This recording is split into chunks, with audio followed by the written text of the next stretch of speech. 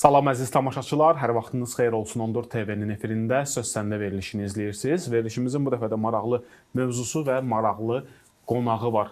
Bu dəfəki mövzumuz insan xoşbəxtliyini nədə axtarırdı? Bu mövzuda studiyamızın qonağı yaşam koçu Xəyal bəy Qurbanov, Xəyal Şakiroğludur. Xoş gəlmisiniz Xəyal bəy. Təşəkkürlər Fərim bəy. Hər vaxtınız xeyir olsun.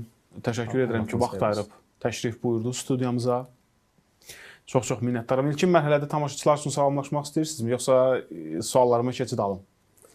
Həm sizi, həm tamaşaçıları salamlayıram. Çox maraqlı olacaq deyirəm.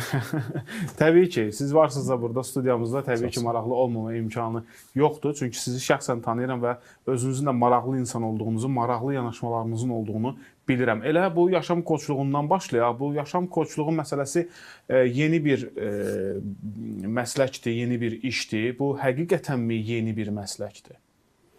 Əslində, insanlıq yaranan gündən bugün gördüyümüz bütün peşələr var olubdur. Sadəcə forma dəyişibdir. Yaşam koçluğu da məhz elə həmin peşələrdən biridir ki, insanlıq yaranan gündən insanın necə ki fizioloji ehtiyacları olubdur, fizioloji tələbatları olubdur, bunları bir şəkildə çözməyə çalışıbdır. Bu istiqamətdə yeni peşə növləri yaranıbdır. Eləcə insanın mənəvi acılığı, mənəvi boşluğu olubdur. Həmin o mənəvi boşluğu, mənəvi acılığı, onu düşündürən dərin sualların, narahatçılıqların həll olunmasında iştirak edən insanlar tarix boyu elə yaşam koçlar olublar. Və bu gün də yaşam koçu adı ilə önə çıxır. Təzahür edir insanlar üçün. Bu sahədə öyrənmək istəyərdim, neçə il fəaliyyət göstərirsiniz? Artıq professional olaraq 5-6 ildir. Amma daha öncə də başqa sahələrlə məşğul olduğum zaman da bu sahədəki üsullarla insanlara yardım və fəaliyyət göstərmişəm. Məsəl üçün, maraqlı olan məqamlardan biri budur, mənim üçün sizin tanıdığıma görə soruşuram. Sizin ixtisasınız fərqlidir. Bəli. İncəsənət üzrədir ixtisasınız. Bəli. Amma daha sonra maraq göstərdiniz ki, bu insanların həyatına toxunasınız, onların həyatında bu və ya digər yollarla iştirak eləyəsiniz. Bəli. Və Türkiyəyə yollandınız, orada təhsil alıb, geri qayıtdınız ki, bu prosesi professional olaraq həyata keçirəsiniz. Bu ehtiyac özünüzdə nədən yarandı? Ümumiyyətlə, hər bir insanın ruhundan, mənəviyyatından, daxilindən bir ehtiyac yaranır, bir hiss, bir duyğu yaranır. Biri var, insan məcbur olduğu koordinatlara tab gətirməyə başlayır. Hər hansısa bir sahədəsən və yaxud səni uşaqlıqdan ailə yönləndirib bu sahəyə və ya digər sahəyə. Bir də var ki, sənin için ruhundan bir şeylər fışqırır. Yəni, sən istəyirsən ki, bura sənin yerin deyil. Burada olasan. Mən daha öncə müəllimlik fəaliyyətimdə də, ondan öncə ticarət fəaliyyətində də, məsəl üçün, bir insanla bir ticari münasibətim var. Ondan mən alacağımı tələb eləməliyəm, öz koordinatlarıma baxmalıyam, öz işimə baxmalıyam. Mən onun əhval-ruhiyyəsinin, o an onun vəziyyətinin nə olduğunu, durumunu anlayaraq, empatiya quraraq, öz işimi, əsl işimi kənara qoyub, onun mənəvi durumunu yaxşılaşdırmaqla məşğul olurdum. Və bir də ayıldım ki, mən zaten neçə illərdir bu işin içindəyəm. Məni narahat edən insanların xoşbəxtliyidir. İnsanları daha da necə xoşbəxt görə bilərəm və ya mən rol oynaya bilərəm və artıq istiqamətimi dəyişdim. Bu sahədə başladım həm təhsil və tədris eləməyə. Xoşbəxtlik məsələsinə gəlib çıxmışkən, mövzumuz əvvəldə qeyd etdiyim kimi insanlar xoşbəxtliyi nədə axtarırdı? İnsanlar niyə xoşbəxt deyil məsələsi sonra toxunacağımız məsələlərdəndir.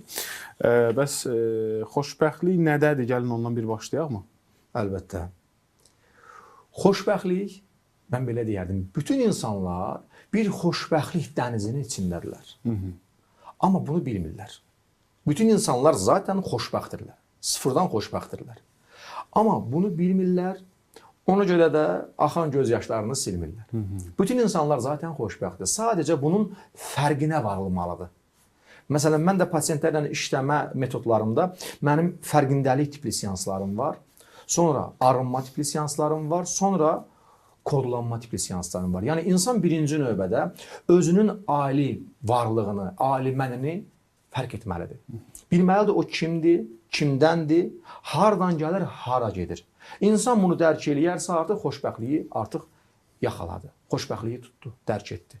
Ondan sonra o xoşbəxtliyi, o fərqindəliyi ona imkan verməyən ünsürlər var. Hani insan tutaq ki, bir hal yaşayır, bir xoşbəxtlik yaşayır, oradan yadına düşür ki, axı mənim borcum var.